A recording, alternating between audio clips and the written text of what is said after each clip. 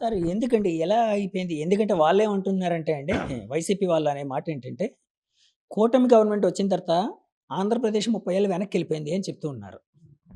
మేము వచ్చిన తర్వాత 30 ఏళ్ళు ముందుకు తీసుకొని వెళ్తాము అని అంటూ ఉన్నారు. దాని మీద ఏంటి సార్ మీ దాంట్లో కామెంట్ అసలు ఏంటి? వాళ్ళు వాళ్ళు ఇవన్నీ ఈ మాటలు మాట్లాడతారు తప్ప, అసలు వాళ్ళు ఏం చేశారని చెప్తారు. ఇప్పుడు లాస్ట్ 5 ఇయర్స్‌లో ఏం చేశారు? పలానా వైజాగ్ ఫోకస్. నేను ఇప్పుడు అదే అన్నాను. జోన్ అనౌన్స్ అయింది. 2019కే అనౌన్స్ అయింది. 5 ఏళ్ళు ఉన్నారు.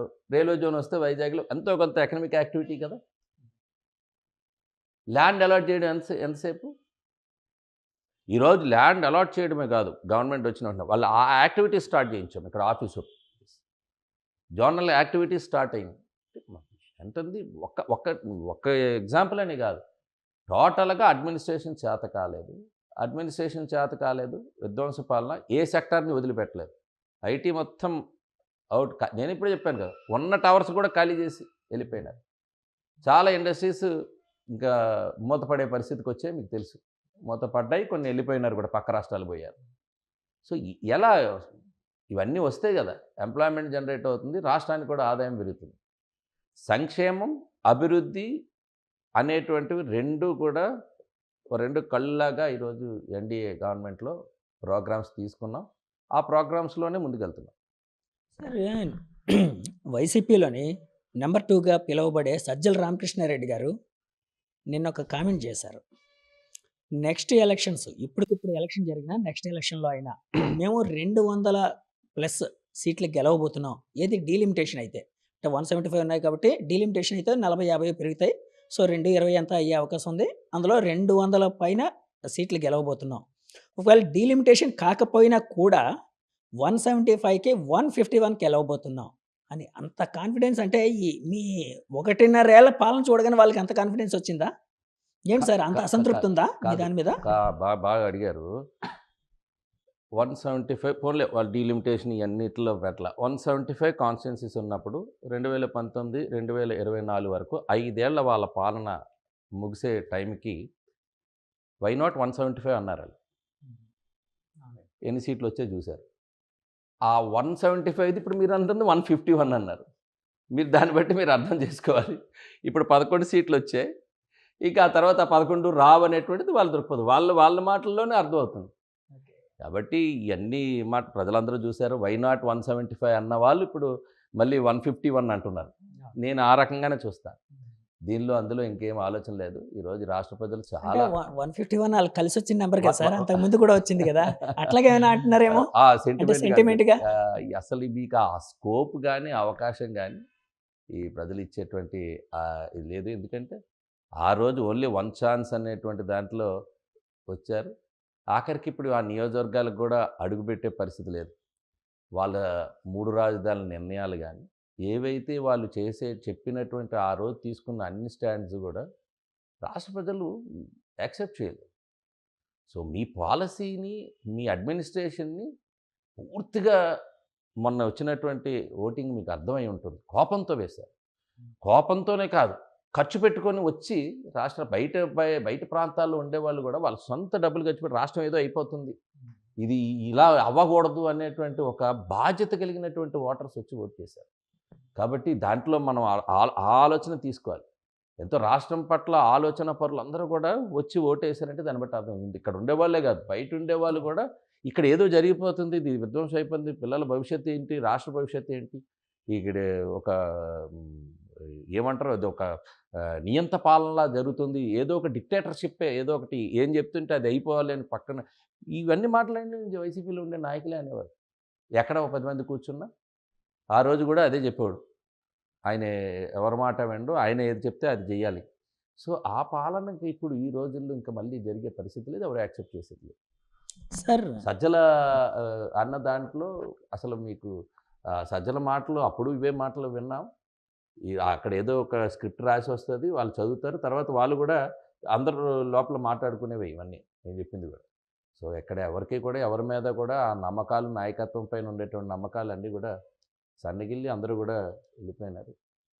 సార్ చంద్రబాబు గారు అంటే ఆయన కోసం చెప్పాల్సొస్తే మీరు ఆల్మోస్ట్ 35 ఇయర్స్ నుంచి టీడీపీతో ట్రావెల్ అవుతున్నారు. టీడీపీ పార్టీలో ఉన్నారు. చంద్రబాబు గారిని అప్పుడు చూసారు, ఇప్పుడు చూస్తున్నారు. యాక్చువల్‌గా చాలామంది అనలిస్టులు గాని, లేకపోతే విశ్లేషకులు గాని, చంద్రబాబు గారు చాలా మారారు అంటూ ఉన్నారు. అంటే కొన్ని పాలిసీలు ఆయన మార్చుకోవడం వలన కొంత మెత్తబడిపోతున్నారు. కొంత అంటే ఆయన వ్యక్తిగతంగా కూడా అంటే పార్టీ పరంగా కూడా ఆయన మెతకగా వ్యవహరించడం వలన కొంత నష్టం జరుగుతుంది పార్టీకి అని కూడా కొన్ని కామెంట్స్ అయితే వినిపిస్తున్నాయి. నేను అడుగుతుంది ఏంటంటే సార్, చంద్రబాబు గారిని అప్పుడు ఇప్పుడు చూసారు కాబట్టి, ఆయనలో వచ్చిన చేంజెస్ ఏమైనా చెప్పాలనుకుంటే ఏం చెప్తారు మీరు?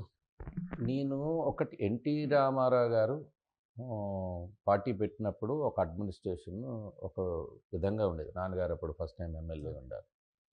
చంద్రబాబు నాయుడు గారు మరలా పార్టీ స్ట్రక్చర్ని ఆర్గనైజ్ చేసినప్పుడు ఒక కొత్త ఆలోచన, ఓ యువతరం వచ్చి దాన్ని ఒక వేలో రన్ చేశారు. పార్టీ వేరు, గవర్నెన్స్ వేరు. ఈ రెండు అడ్మినిస్ట్రేషన్కి సంబంధించి. చంద్రబాబు నాయుడు గారు ముఖ్యమంత్రి అయినాక 95 నుంచి కానీ 99లో కూడా నేను ఎమ్మెల్యేగా ఉన్నాను. ఆ టైంలో చూసినప్పుడు ప్రూవ్ చేసుకోవాలనేటువంటి ప్రయత్నం. అంటే ఒక కొత్త ఒరవడి సృష్టించాలి, రాష్ట్రంలో రిఫార్మ్స్ తీసుకురావాలి. వాటిలో ఎక్కడ ఇన్నోవేటివ్‌గా ఏ రంగాలకి ఎక్కువ మనం ఇంపార్టెన్స్ ఇవ్వాలనేటువంటిది పొలిటికల్ యాంగిల్ కాదు. ఓన్లీ ఆహ్, గవర్నెన్స్, అడ్మినిస్ట్రేట్ చూపించాలనేటువంటి దాంట్లో దేశంలోనే మనం ఒక డిఫరెంట్ మోడల్‌ని పరిచయం చేసినటువంటి వ్యక్తి. తర్వాత కాలంలో కూడా స్టేట్ డివిజన్ మీ అన్నీ తెలుసు. 2014లో మరలా ఆపర్చునిటీ వచ్చింది. అప్పుడు అసలు స్టేట్‌లో ఏమీ లేదు. కొత్త స్టేటు, అసలు ఏమీ లేని స్టేటు. ఒక ముందు క్యాపిటల్ ముందు ఇమ్మీడియేట్‌గా తీసుకురావాలి. ముందు క్యాపిటల్ కన్‌స్ట్రక్ట్ చేస్తేనే గానీ ఎవరికీ కూడా ఒక అడ్రెస్ లేనటువంటి పరిస్థితి వచ్చింది కాబట్టి, మనం అట్రాక్ట్ చేసుకోలేం. ఒక వరల్డ్ క్లాస్ క్యాపిటల్ రావాలి. అది ఒక మహానగరం కావాలి. కొన్నేళ్లకైనా అవుతుందనేటువంటి ఒక దృక్పథంతో దానికి ఒక ప్లాన్ చేయాలనేటువంటి ఉద్దేశం. జస్ట్ లైక్ ఆ టైంలో విజన్ 2020 అన్నాం 97, 98లో. ఆ విజన్ 2020 ఫలాలు ఇప్పుడు ఎలా హైదరాబాద్ నగరం మహానగరంగా అయిందో, ఇక్కడ కూడా అలాంటి ఒక లక్ష్యం పెట్టుకొని చేయాలనేటువంటి 2040 అంటున్నారు కదా సార్. 2047 కాదు, 36కి కొన్ని పారామీటర్స్ ఓకే. ఉన్నాయి. అట్లా ఒక ఆహా! Time bound okay. ప్రోగ్రామ్‌కి ఏ లక్ష్యాలు పెట్టుకున్నామో ఆ లక్ష్యాలు సాధించుకునే దానిలో డిఫరెంట్ మోడల్స్ తయారు చేసాం. అసలు లక్ష్యం అనేది పెట్టుకోకపోతే ఒక వ్యక్తికి గావచ్చు, ఒక విద్యార్థికి గావచ్చు, ఒక వ్యక్తికి గావచ్చు, లేదా ఒక వ్యవస్థకు గావచ్చు, ఒక వ్యాపారానికి గావచ్చు. ఏదో ఒక లక్ష్యం పెట్టుకొని దాన్ని టార్గెట్ రీచ్ అవ్వకపోతే, ఈరోజు ప్రభుత్వాలు కూడా అలాంటి లక్ష్య సాధన కోసం ఆయన పరితపించినటువంటి వ్యక్తి. ఇప్పుడు పార్టీ మీరన్నప్పుడు పార్టీకొచ్చేటప్పటికి చాలా వరకు ఇప్పుడు లోకేష్ గారి నాయకత్వం వచ్చింది.